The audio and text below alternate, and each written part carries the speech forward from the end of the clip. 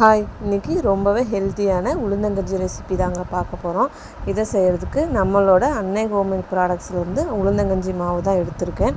இதிலேருந்து ஒரு 3 ஸ்பூன் சேர்த்துட்டு 3 டம்ளர் தண்ணி சேர்த்துட்டு நல்லா கெட்டி இல்லாமல் கரைச்சிக்கலாம். கரைச்சிட்டு அடுப்பில் வச்சு ஒரு 5 நிமிஷம் நல்லா கொதிக்க விட்டுடலாம். இந்த உளுந்தங்கஞ்சி மாவு பார்த்திங்கன்னா கருப்பு உளுந்து தோலோடு முழுசாக இருக்கும் பார்த்திங்களா, அந்த உளுந்தை யூஸ் பண்ணி தான் ரெடி பண்ணியிருக்கோம்.